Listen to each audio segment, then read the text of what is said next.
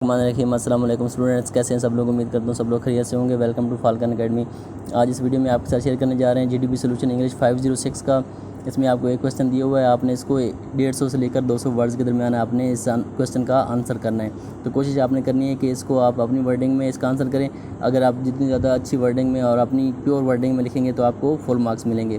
तो आपने अपने एलएमएस से जाके जितनी भी इंस्ट्रक्शन दी हुई हैं उनको आपने गौर से पढ़ लेना है और इंस्ट्रक्शन को आपने फॉलो करना होता है। जो फ़ॉन्ट साइज़ आपको बताया जाता है और जितना साइज़ आपको बताया जाता है आपने वही रखना होता है। और प्लेजरिज्म से तो आपने बिल्कुल अवॉइड करना है और आपने किसी से कॉपी नहीं करना।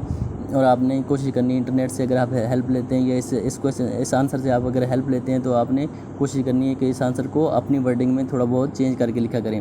तमाम दोस्तों से गुजारिश है कि चैनल को ज़रूर सब्सक्राइब करें।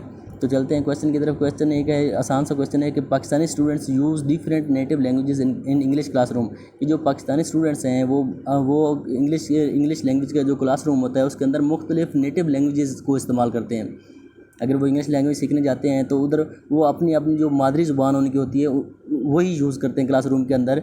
There for they face difficulties in learning and using English. इसलिए उनको मुश्किलात का सामना करना पड़ता है इंग्लिश सीखने में और इंग्लिश को यूज़ करने में। जब आप क्लासरूम के अंदर इंग्लिश नहीं बोलेंगे, आप अपनी नेटिव लैंग्वेजेस में बात करेंगे या आपने अपनी नेटिव लैंग्वेजेस के ज़रिए आपने जो क्लास के मामलात हैं वो करेंगे तो आप फिर किस तरह इंग्लिश सीख सकते हैं।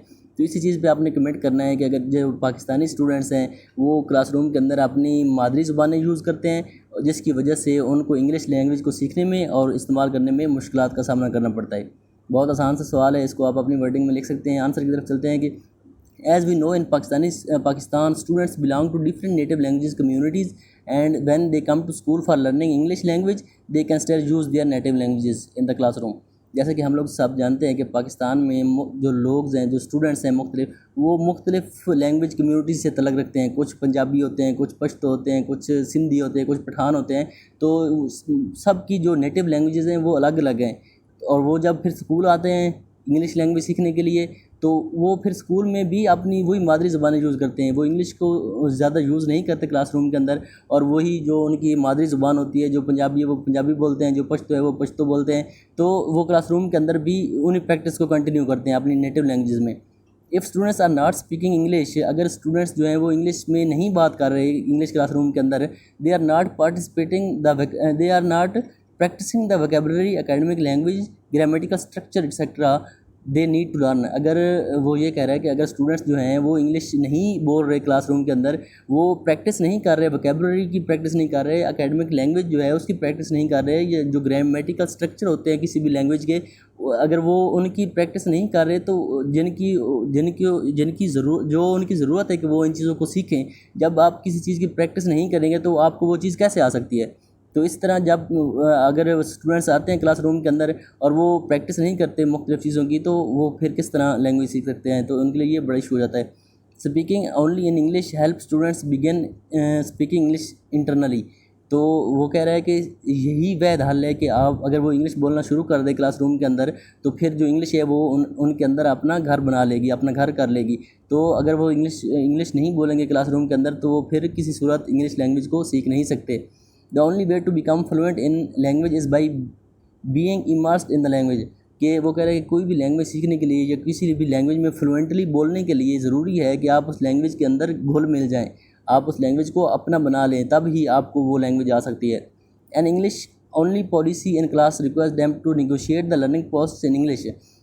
उनको चाहिए कि वो अगर इंग्लिश लैंग्वेज क्लासरूम के अंदर आए हैं तो उनको चाहिए कि वो आपस में जो बातें करते हैं, जो निगोशिएशन उनकी दरमियान होती है, ये कोई भी लर्निंग प्रोसेस जितना भी उनका हो रहा है तो वो सारी चीज़ें उनको इंग्लिश में ही करनी चाहिए, तभी उनको इंग्लिश लैंग्वेज आ सकती है।